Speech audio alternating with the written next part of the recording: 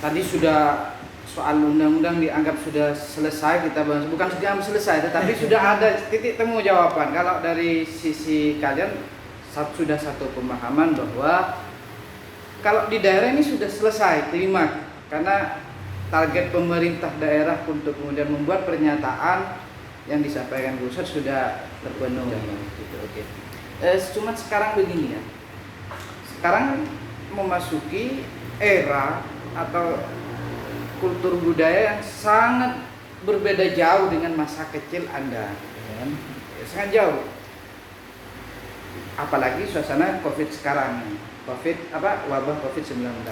Di sektor pendidikan aja sekarang jarang yang melakukan pendidikan tatap muka PTM, tetapi jarak jauh.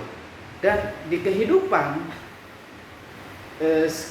sehari-harinya semuanya sudah serba tergantung dengan teknologi. Ini gimana nih Anda mempersiapkan kader-kader Anda, diri Anda juga sendiri menghadapi lompatan masa yang seperti ini?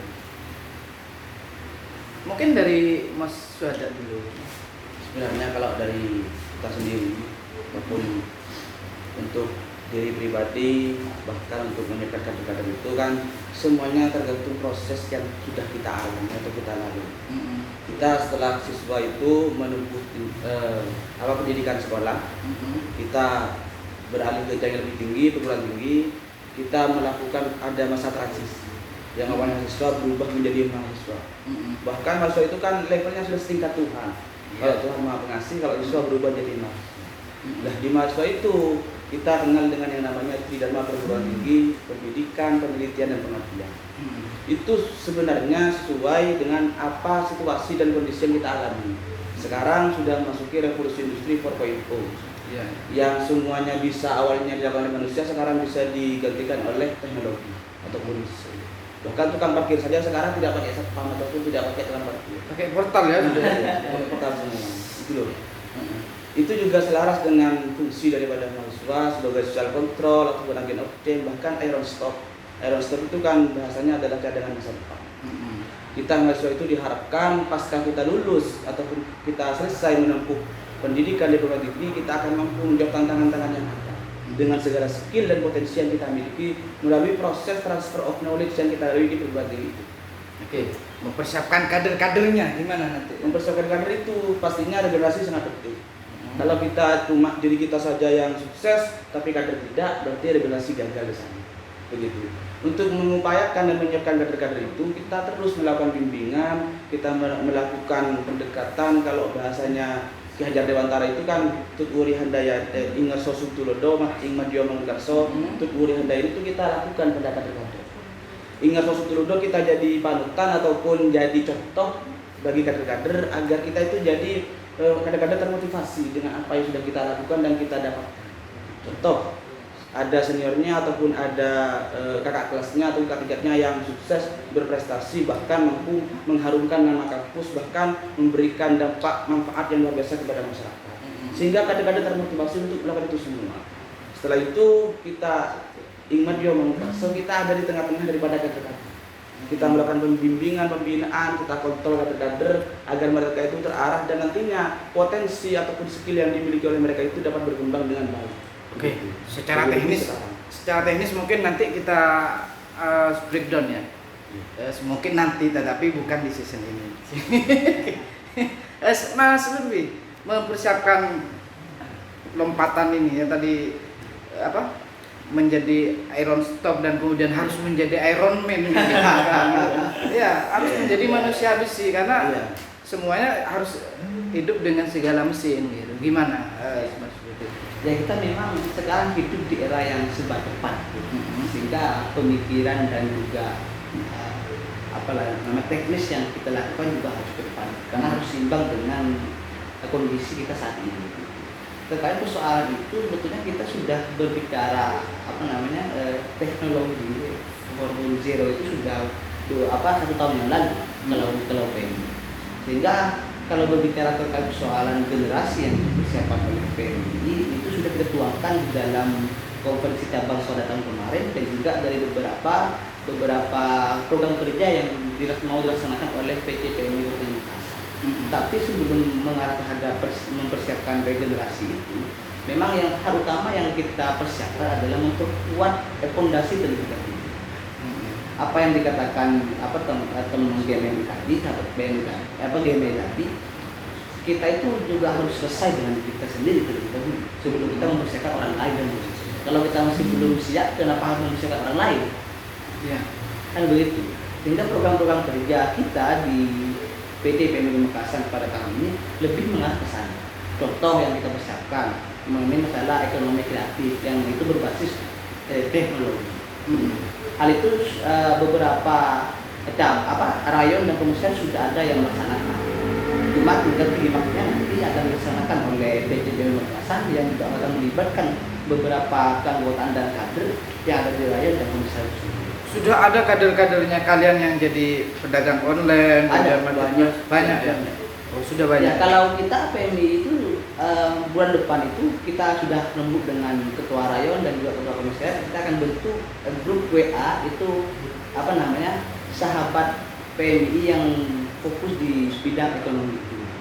GMI ini gimana? Kalau di DPC GMI Pamekasan sendiri, kita itu juga sudah ada beberapa kader dan kita juga sudah buat forum bagian kader-kader yang memang punya bakat dalam entrepreneurship-nya. Juga sekarang kita itu mau mengubah paradigma daripada kader-kader yang berpikir bahwa petani itu condong orang yang tidak sejahtera dan tidak sukses. Kita ubah itu semua.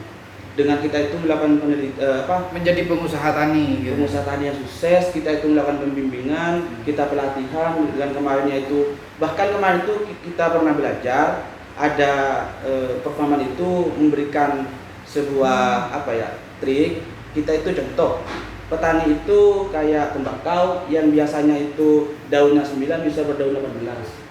Itu kita lakukan penelitian, kemudian kita melakukan pembimbingan serta pelatihan-pelatihan di situ. Bahkan peternak ayam petelur saja itu satu hari bisa bertelur sampai 4 kemarin. Cuma kan kita itu juga insya Allah kalau tidak ada halangan bulan depan kita akan deklarasi itu KP2M, kelompok petani peternak mandiri. Ya, sama-sama punya program ya. Artinya secara penataan sudah siap kader-kader untuk pulang ke daerahnya masing-masing ya. Sudah siap dan kemudian sudah siap untuk berkompetisi secara penuh di dunia teknologi gitu. Cuman penting begini nih. Kan kecenderungan aktivis itu pada akhirnya menjadi sebagian besar menjadi politisi dan kemudian juga terlibat di pengusaha yang secara khusus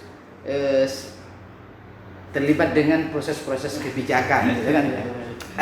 Gini, dengan adanya undang-undang Omnibus Law itu kan kalian sudah paham nih titik celahnya di mana, kemudian nanti proses ini yang diprotes gimana, bagaimana cara memanfaatkan tingkat pengetahuan dari undang-undang Omnibus Law di kehidupan nyata nantinya. Apakah Anda juga sudah siap kalau kemudian pemerintah memaksakan undang-undang Omnibus Law tetap berjalan nih, tetap berlaku, apapun, dan kemudian di Mahkamah Konstitusi tidak ada satupun yang disetujui oleh MK, tidak disahkan oleh MK. Itu gimana mempersiapkan itu? Kalau kita kan sebetulnya melihat undang-undang Omnibus Law itu ada positif negatif seperti yang dikatakan yang di awal. Termasuk positifnya itu terkait persoalan mempermudah izin begitu.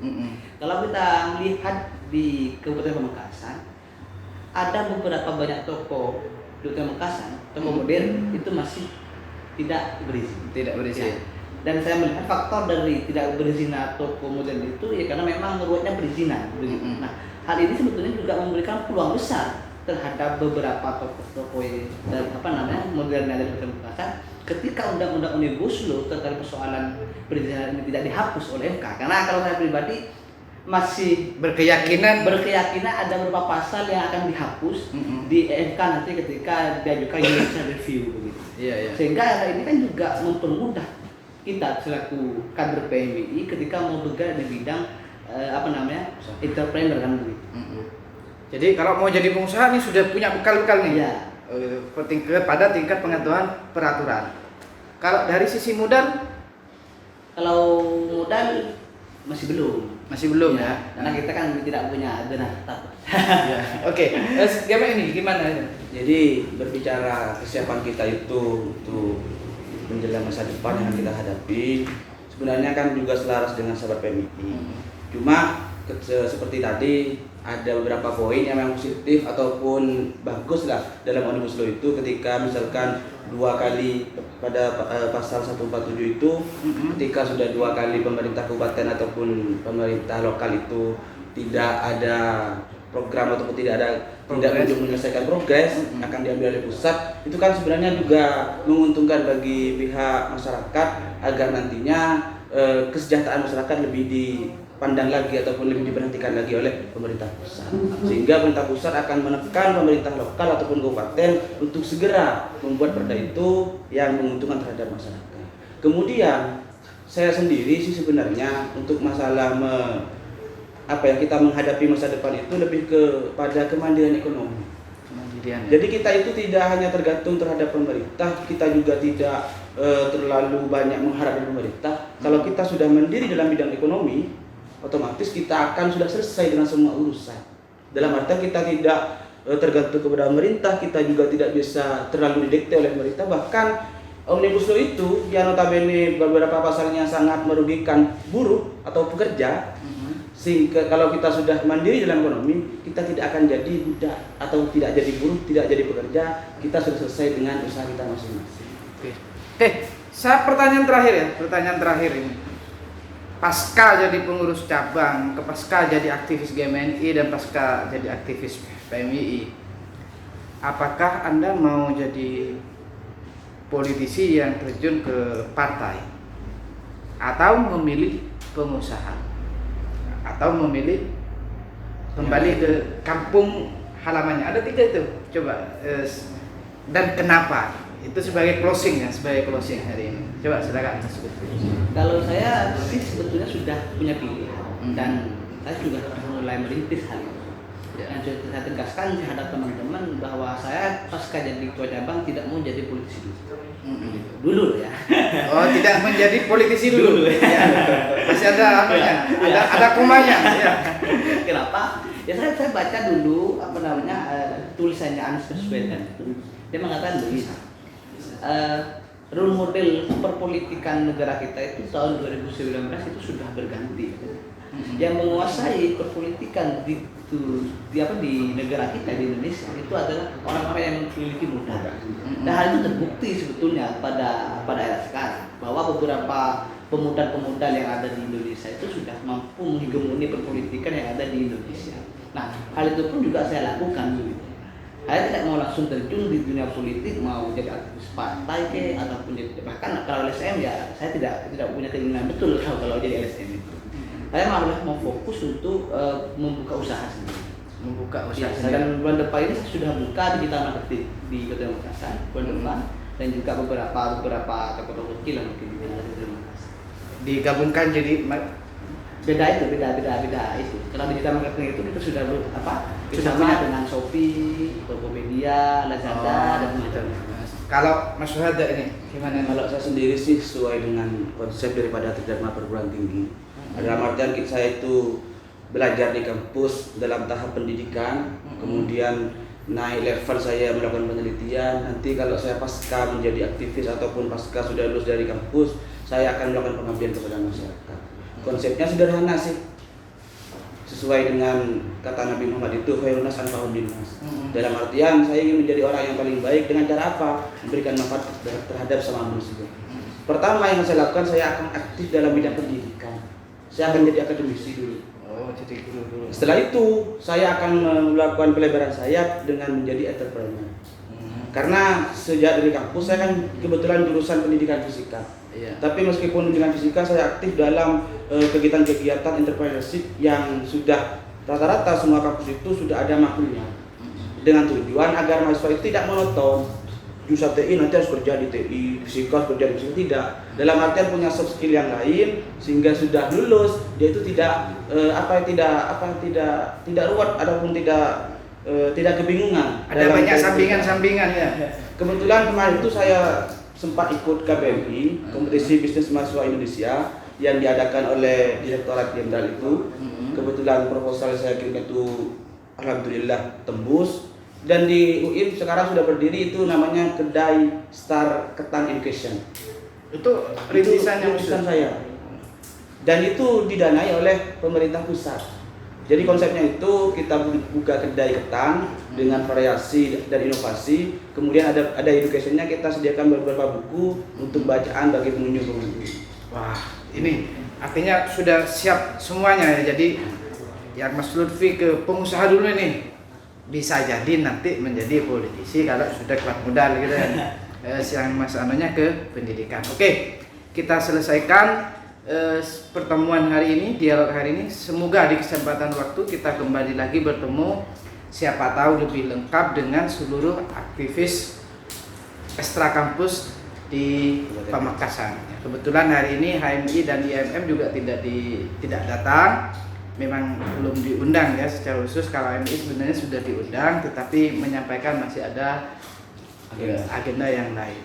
Ya, kita sebenarnya banyak hal yang perlu diperbincangkan, yang diselesaikan dan harus digali sebagai inspirasi dari generasi muda yang menjadi aktivis kampus dan aktivis ekstra kampus. Tapi karena waktu sangat terbatas, kita selesaikan dulu. Wassalamualaikum warahmatullahi wabarakatuh. Waalaikumsalam.